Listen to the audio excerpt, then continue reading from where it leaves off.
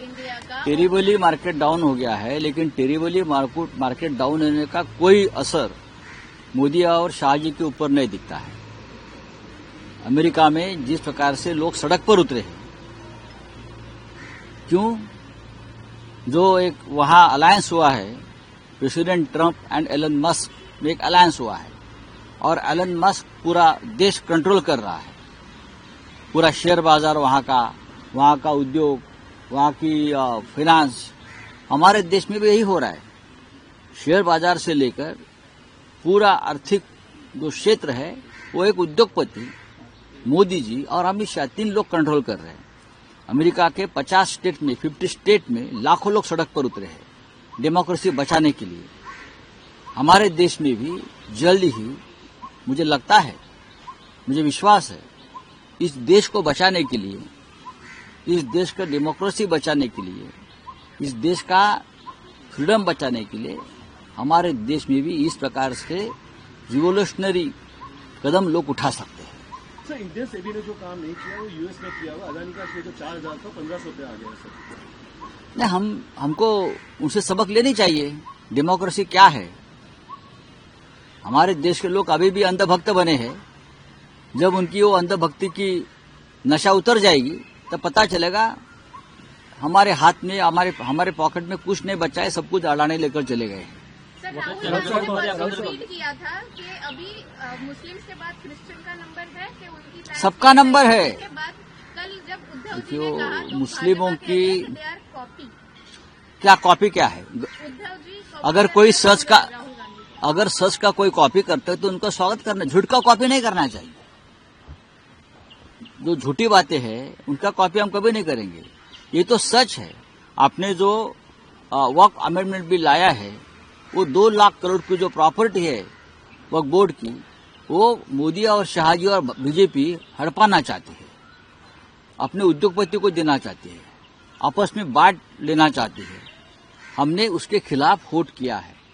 आज मुसलमानों की प्रॉपर्टी गई है, कल क्रिश्चियन कम्युनिटी की प्रॉपर्टी जाएगी। ये 100% है। जब आरएसएस का मुखपत्र में आया है ना, उनका मन में क्या है। फिर पारसी, जैन, बुद्धिस्ट, कल ये लोग बुद्ध गया पर भी दावा बोल डालेंगे। कल ये चैत्य भूमि पर जाएंगे बीजेपी के लोग, और जो समुद्र के बाजू में जो जमीन है पूरी, वो लेके जाएंगे चैत्य भूमि में। ये कुछ भी कर सकता है। तो जो कहा है उद्धव जी ने, राहुल गांधी जी ने, वो कहने की जरूरत नहीं है। लोगों को मालूम है, ये पूरे जमीन के भूखे लोग हैं। रावसाहेब, उपमुख्यमंत्री एकनाथ शिंदे असं म्हणतात की काही जण मस्करी करायचे, पद्मनाभ मंदिर पे भी मंदिर वही बनाएंगे, तारीख नहीं बताएंगे, पण नरेंद्र मोदींनी मंदिर ही उभारलं। नरेंद्र मोदी लोकार्पण ही झालं त्याचं। हे जे एसएनसी आहेत, एसएनसी, त्यांना इतिहास माहीत नाही। ते एक नंबरचे खोटारडे आहेत। ते कधी बेळगावच्या आंदोलनात नव्हते आणि म्हणतात मी बेळगावच्या आंदोलनात होतो। शिवसेनेनं अयोध्येचं आंदोलन केलं तेव्हाही ते कुठे नव्हते। बाबरीच्या प्रकरणामध्ये शिवसेना आघाडीवर होती। मोदी कुठे होते हो?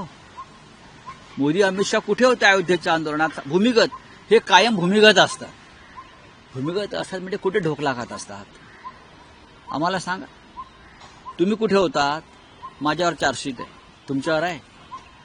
मी सीबीआय कोर्टासमोर 10 वेळा जाऊन आलो, तुम्ही गेलात?